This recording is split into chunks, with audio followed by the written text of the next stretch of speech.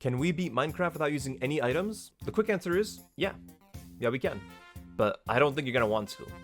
Step 1 after making a new world is to get straight to the end dimension. Yeah, no detours here. There's no preparations to make since we can't use any weapons or tools. So let's get right over to a stronghold. How are we gonna find one though without any Eyes of Ender?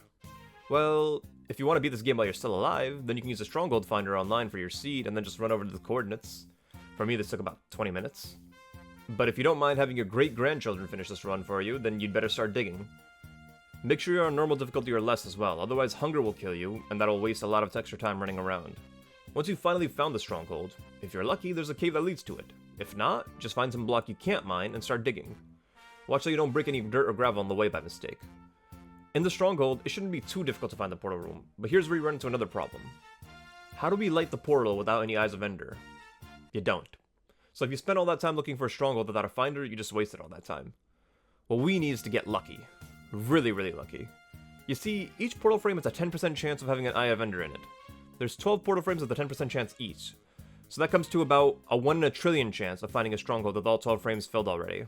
Or just be a normal person and look up a seed that has the portal pre-filled along with the coordinates. Now that we've finally made it to the end, pray that you spawn underground and not in the middle of the sky. If you're underground, you can just dig yourself out easily, but in the sky, there's pretty much no way to get to the main island safely.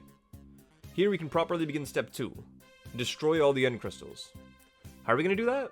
By making a staircase in the obsidian pillars by hand.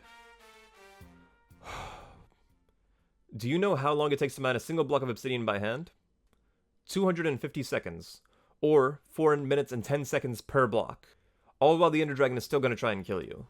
We can avoid his attacks by digging 3 blocks down first, and then staircasing up the pillar from the inside.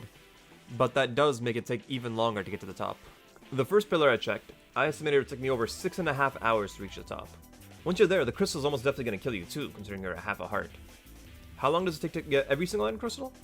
I calculated that it would take about 899 blocks of obsidian destroyed by hand. That is 224,750 seconds, 62.5 hours, or over 2.5 days straight of mining obsidian to destroy every end crystal. That finally brings us up to step 3. Kill the Ender Dragon. You know a challenge is messed up when the easiest part of it could be a challenge video of its own. Beating the Ender Dragon out with your fist takes about 200 hits to do, and he can kill you within 2 hits of your full health. Every single time you die, it's a 20-minute jog back to the stronghold, into the end portal, just to die after you land a single punch, and then have to run 20 minutes again. Luckily for us though, the dragon does not regen health anymore after the crystals are gone. With enough runs, you can whittle his health down and finally kill the Ender Dragon after about 3 days straight of playing Minecraft. Just play the game with items, man.